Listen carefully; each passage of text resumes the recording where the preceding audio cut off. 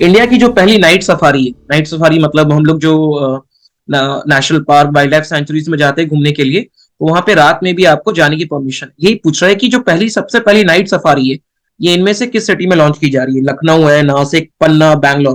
तो बेसिकली ये लॉन्च किया जाएगा लखनऊ में। ठीक है, तो ये इंडिया की पहली नाइट सफारी होगी और ये अप्रोक्सीमेटली 350 एकर्स ऑफ एरिया में लॉन्च किया जाएगा। और जो फॉरेस्ट एरिया है उसका नाम है Kukrail, in the Kukrail forest area. ठीक है, तो आपको बेसिकली क्या याद रखना है इसमें? लखनऊ को याद रखना। क्लियर, चलिए आगे बढ़ते हैं। Headquarter of the central silk board, बहुत इंपॉर्टेंट इंस्टीट्यूशन ऑर्गेनाइजेशन है सेंट्रल सिल्क बोर्ड, जो कि बेसिकली सिल्क के मैन्युफैक्चर, डिस्ट्रीब्यूशन, प्रोडक्शन को रेगुलेट करता है। तो पूछा जा रहा है ये इनमें से किस सिटी में लोकेटेड है? ऑप्शन देखिए आपके पास क्या क्या है। भागलपुर है, बेंगलुरु है, कोलकाता है, डिस्पुर है। इसका आपका आंसर है बेंगलुरु। ये बेंगलुरु में लोकेटेड है। क्लियर, तो यूनियन मिनिस्टर मिस्टर दर्शाना जारदोश, ठीक है, इन्होंने एक सिल्क एक्सपो को लॉन्च किया है न्यू दिल्ली में। ठीक है, और यहां पे इन्होंने एक बात की थी कि जो सिल्क मार्क ऑर्गेनाइजेशन है, it was organized by the silk mark organization, silk mark organization of the India under the central silk board, और इसका हेडक्वार्टर है बेंगलुरु। ठीक है, तो ये न्यूज में इसीलिए था क्योंकि अभी रिसेंटली एक सिल्क एक्सपो ऑर्गेनाइज किया गया था न्यू दिल्ली में। ये भी क्वेश्चन पूछा जा सकता है आपको कि रिसेंटली द यूनियन मिनिस्टर, ठीक है, Darshana Jardosh, he inaugurated a silk expo. So this expo was organized in which Indian city या विच इंडियन स्टेट वगैरह वगैरह पूछ सकते हैं। तो इसका आंसर है न्यू दिल्ली। क्लियर, आगे बढ़िए। Combined Ulchi Freedom Shield is a military exercise between which two countries? देखो, अभी तक हमने बहुत सारे मिलिट्री एक्सरसाइज देख लिए हैं। एक काम करना, जब हम लोग यहाँ सारे मिलिट्री एक्सरसाइज देख लेंगे, एक अलग से पेज में बस खाली मिलिट्री एक्सरसाइजेस के नोट्स बना लेना। यहाँ नाम लिखना मिलिट्री एक्सरसाइजेस के और वो किस किस कंट्री के बीच में याद रखना। क्लियर, तो ये जो एक्सरसाइज है ये हुआ है यूएसए और साउथ कोरिया के बीच में। क्लियर है, चलिए इसका जो लोकेशन खाली याद कर लो। ये मिलिट्री एक्सरसाइज हमने कहां पे ऑर्गेनाइज किया? ये ऑर्गेनाइज किया है पज्जू, साउथ कोरिया। क्लियर, आगे बढ़िए। India has signed a ceasefire pact, again इसको इन्वर्टेड कॉमर्स में लिख लो, विच कंट्री? तो सी फियरर पैक्ट जो है ये इंडिया ने इनमें से किस कंट्री के साथ साइन किया है? इंडिया ने ईरान के साथ एक सी फियरर पैक्ट साइन किया है। एक और चीज याद रखना, इंडिया चाइना में इंडिया जो है वो ईरान में पोर्ट डेवलप कर रहा है जिसका नाम है छाबहार पोर्ट। और ये छाबहार पोर्ट के वैसे तो बहुत सारी यूटिलिटी है, एक और यूटिलिटी है इसका कि ये पाकिस्तान के ग्वादर पोर्ट को सरपास कर दे। क्लियर, तो ग्वादर पोर्ट में मान के चलो अगर पाकिस्तान यहाँ पे अपना मिलिट्री सेटअप बना रहा होगा तो इंडिया को कुछ स्पाई करने के लिए चाहिए। तो इस ये भी रीजन है कि छाबहार पोर्ट इसके लिए इंडिया डेवलप कर रहा होगा। इससे आपको एक और पीस ऑफ इंफॉर्मेशन मिल गया है कि जो ग्वादर पोर्ट है वो पाकिस्तान में डेवलप्ड है। क्लियर, अब अगर छाबहार पोर्ट का यहाँ मेंशन आया तो एक और छोटा सा फैक्ट जान लो कि जो छाबहार पोर्ट है इसको जो करेंटली ऑपरेट किया जा रहा है that is by state owned India ports global. ठीक है, ये अभी वो इंस्टीट्यूशन है जो कि छाबहार पोर्ट को रन कर रही है। क्लियर, आगे बढ़ते हैं। Govindam has travelled 1700 kilometre from Patna to Pakistan, he visited which place in Pakistan? Govindam जो है वो अभी कौन से प्लेस को रीच किया है? तो ये रीच किया है करतारपुर साहिब। क्लियर, एक और चीज याद रखना, देखो गोविंदम जो है ना अलियास नक्श, इनका एक और नाम है, इनका एक और नाम है वो है नक्श। ठीक है, ये अप्रोक्सीमेटली 1700 किलोमीटर ट्रैवल करके अब अपने पाकिस्तान को पहुंचे और इन्होंने अपनी जर्नी को नाम दिया था burn fat save fuel. Burn fat save fuel. Clear, चलिए आगे बढ़िए। Which of the following became the first Indian state to implement the blockchain technology in agriculture? बहुत इंपॉर्टेंट है, अभी हम लोग artificial intelligence, blockchain, machine learning सब कुछ एग्रीकल्चर में यूज कर रहे हैं ताकि हम फार्मर्स की इनकम को डबल कर सके। तो इनमें से ऐसा कौन सा पहला स्टेट है जिसने एग्रीकल्चर में ब्लॉकचेन टेक्नोलॉजी को लॉन्च किया है? That is the state of Jharkhand. Clear, चलिए अगला देखिए। Who led the inquiry into the accidental firing of BrahMos missile on March? देखो अभी पता है आपको 9 मार्च 2022 को गलती से एक ब्रह्मोस मिसाइल लॉन्च हो गया था जो कि पाकिस्तान की तरफ चल गया था। तो उसके लिए एक इंक्वायरी बैठी थी, उस इंक्वायरी को हेड किसने किया यही क्वेश्चन पूछा जा रहा है। So this inquiry was headed by R K. Sinha.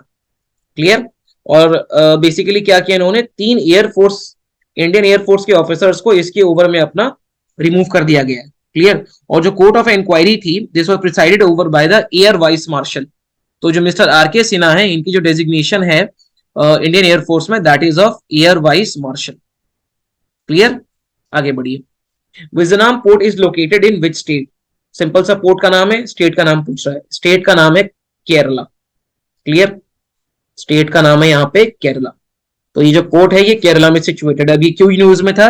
क्योंकि केरला के जो फिशरमैन है ना, वो बेसिकली इस पोर्ट पे प्रोटेस्ट कर रहे हैं, क्योंकि अडानी जी जो है ये इस पोर्ट को डेवलप कर रहे हैं। तो इसके अगेंस्ट में यहाँ के लोग अपना प्रोटेस्ट कर रहे हैं। बेसिकली पोर्ट जानना है और पोर्ट किस एरिया में वो जानना है। क्लियर, अब देखो, as per the Pew Research Center what is the India sex ratio at birth? तो अलग अलग इंस्टीट्यूशन ऑर्गेनाइजेशन जो है वो अलग अलग रिपोर्ट देती है। जैसे मान के चलो, अगर आपसे पूछ दिया कि सेंसस ऑफ इंडिया के हिसाब से बताओ क्या सेक्स रेशियो है, अभी recently national family and health survey 5 आया है, उसके हिसाब से पूछ सकता है बताओ इंडिया का क्या सेक्स रेशियो है।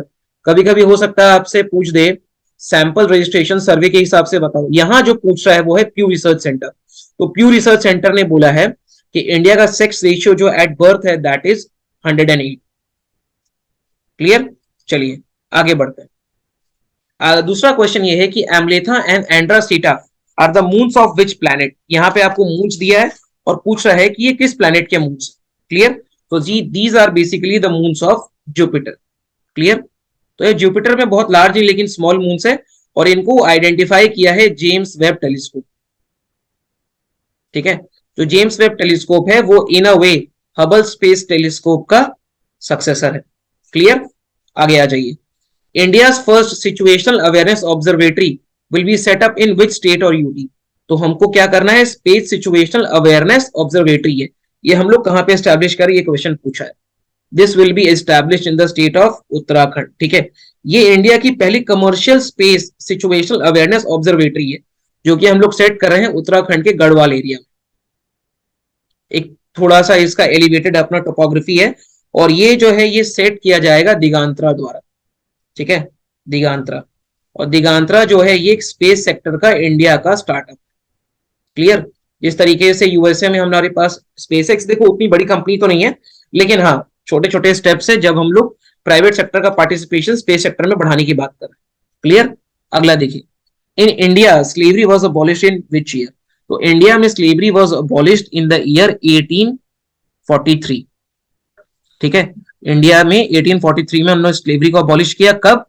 चार्टर एक्ट ऑफ 1833 के आने के बाद। तो ऐसा नहीं कि जैसे ही चार्टर एक्ट आया हमने उसको तुरंत अबॉलिश कर दिया, उसके बाद कुछ टाइम लगा हम। क्लियर, एक और चीज जानना, इसके लिए हमने एक अलग से एक्ट पास किया था जिसका नाम था स्लेवरी एक्ट ऑफ 1843। क्लियर है, और इसको हम लोग बहुत बार एक्ट 5 ऑफ 1843 के नाम से भी जानते हैं। और इंटरनेशनल स्लेव ट्रेड को हमने सबसे पहले इरेडिकेट किया था 1807, इंटरनेशनली 1807 में, और इंडिया से 1843 में। क्लियर, अगला देखो। India has nominated which dance form to be inscribed on the UNESCO's intangible cultural heritage site? इस डांस फॉर्म को हमने बोला है कि आप उसको यूनेस्को की इंटेंजिबल कल्चरल हेरिटेज लिस्ट में इंक्लूड करो। तो वो डांस का इंडिया से नाम है गरबा। क्लियर, थोड़ा सा हम लोग जानते हैं कि क्या होता है ये। तो एक चीज याद रखना कि इंडिया की तरफ से एक और फेस्टिवल है वो है दुर्गा पूजा, और ये इसके पहले का सबसे लेटेस्ट एंट्रेंट था 2021 में। क्लियर, आगे बढ़िए। Commonwealth parliamentary conference was held in which city? Very factual question. Commonwealth जो अपना पार्लियामेंट्री कॉन्फ्रेंस है that was organized in Halifax. Clear, this was 65th such meeting, ये ऐसी 65वीं मीटिंग है, और ये बेसिकली इसको अपना लीड किया था इंडिया से the speaker of the Lok Sabha mister Om Birla. Clear, और पूछ लिया जाए आपसे हैलिफैक्स जो है ये किस कंट्री में आता है, तो ये पड़ता है आपको कनाडा। क्लियर, आगे आइए। Recently summer Banerjee passed away, तो पूछा जा रहा है कि समर बैनर्जी जो है ये किस स्पोर्ट से कोरिलेट करते थे? So he was basically from the sport of football, ये फुटबॉलर थे। क्लियर हो रहा है, एक और छोटी सी चीज जान लो कि led the country to a historic 4th place finish in the 1956 Melbourne Olympic. भले हमको कोई गोल्ड नहीं मिला था, लेकिन 1956 के मेलबर्न ओलंपिक में इंडिया जो है वो 4th प्लेस पे आया। क्लियर, अगला क्वेश्चन देखिए। Bihar industries association special awareness campaign on MSME will run in how many district? तो ये जो बिहार इंडस्ट्रियल एसोसिएशन का एमएसएमई को प्रमोट करने का एक बहुत ही यूनिक सा मेजर है, तो ये कितने डिस्ट्रिक्ट से पास करेगा? तो बेसिकली ये 7 डिस्ट्रिक्ट में से पास करेगा। क्लियर है? अगला देखो आप, recently PM Modi inaugurated Homi Bhabha cancer hospital in which of the following cities. Homi Bhabha cancer hospital PM Modi ji ने कहां लॉन्च किया है? तो इन्होंने पंजाब के मोहाली में इसको लॉन्च किया है। क्लियर? ये क्या है? This is a cancer hospital. Clear? इन्होंने एक और हॉस्पिटल लॉन्च किया है जिसका नाम है अमृता हॉस्पिटल, यहां पे लिखता हूं, उसका नाम है अमृता हॉस्पिटल। और अमृता हॉस्पिटल इन्होंने लॉन्च किया है इन द फरीदाबाद एरिया, और फरीदाबाद कहां पड़ता है? हरियाणा स्टेट में। क्लियर? चलिए आगे बढ़ते हैं। अगला क्वेश्चन देखिए, which state has decided to build India's first education township. किस स्टेट ने ये बात बोली है? उत्तर प्रदेश ने बोली है। उत्तर प्रदेश जो है ये कंट्री का पहला एजुकेशनल टाउनशिप एस्टैब्लिश करने की बात कर रहा है। क्लियर? अगला, which country has decided to cancel the student loan debt of $10,000। कौन सा कंट्री $10,000 तक के स्टूडेंट लोन को वेव ऑफ कर देगा? So that is USA. USA ने बोला है कि चलो कोई बात नहीं, हम 10,000 तक के स्टूडेंट लोन को वेव ऑफ कर देंगे अगर जो मेरा स्टूडेंट है वो एक साल में $1,25,000 से कम कमा रहा है। So I am going to waive off his loan. Clear? चलिए अगला देखिए, as per India wind energy market outlook 2026, India's wind project addition will peak by which year. Simply आपसे पूछा जा रहा है कि इंडिया में जो विंड प्रोजेक्ट का एडिशन है वो उसका सबसे हाईएस्ट पेडेस्टल हम लोग कब रीच करेंगे? So this will be reached in year 2024। Okay, which country has issued postage stamp to mark the 75th anniversary of its diplomatic relation with India। अभी इनमें से किसी एक कंट्री का इंडिया के साथ 75 वर्ष के डिप्लोमेटिक रिलेशंस पूरे हुए। इसका मतलब है कि 1947-48 में उन्होंने हमारे साथ डिप्लोमेटिक रिलेशन स्टार्ट किए होंगे, क्योंकि अब हम लोग आजादी का भी 75वां वर्ष मना रहे हैं। अब आपको सिर्फ इसमें से ये आइडेंटिफाई करना है इनमें से कौन सा कंट्री जिसके साथ हमने हमारे इंडिपेंडेंस के साथ रिलेशन, वो है इजिप्ट। अगर आपने नैम के बारे में भी पढ़ा हो ना, तो नैम का रेलेवेंस 1955-56 के आसपास आया था, और उसमें इजिप्ट ने एक बहुत बड़ा रोल प्ले किया था। तो आप इसी से एंटिसिपेट कर सकते हो, इजिप्ट जो है उसके साथ हमारे रिलेशन बहुत पहले से है। अगर मैं एग्जैक्ट डेट बताऊं तो 18 अगस्त 1947 हमारी इजिप्ट के साथ डिप्लोमेटिक रिलेशन है। क्लियर? अगला क्वेश्चन है ये, who will be awarded with the liberty medal of 2022। Liberty medal जो है ये दिया जाएगा व्लादिमीर ज़ेलेंस्की को। ये कौन है? यूक्रेन के प्रेसिडेंट है। और ये मेडल बेसिकली कौन देता है? ये यूएसए के द्वारा दिया गया एक मेडल। क्लियर? ज़ेलेंस्की को एक और अवार्ड मिला है, वो है रोनाल्ड रीगन। रोनाल्ड रीगन है, he is also a former president of United States of America. Ronald Reagan के नाम पे एक अवार्ड है, Ronald Reagan freedom award. Clear? और एक और अवार्ड है जॉन एफ कैनेडी, मैं जॉन कैनेडी लिखता हूं, John Kennedy profile in the courage award. ये दोनों अवार्ड से भी ज़ेलेंस्की को सम्मानित किया जा चुका है। क्लियर? चलिए आगे देखिए, Bangladesh born Fahmida Azim has been selected for the Pulitzer prize in which year. ये एक प्राइज दिया गया है, तो इनमें से कौन से कैटेगरी में फहमीदा अजीम को हमने बेसिकली ये अवार्ड दिया है? यहाँ पे हमसे कैटेगरी का नाम पूछा जा रहा है, तो इनको इलस्ट्रेटेड रिपोर्टिंग एंड कमेंट्री में ये वाला अवार्ड दिया जा चुका है। क्लियर?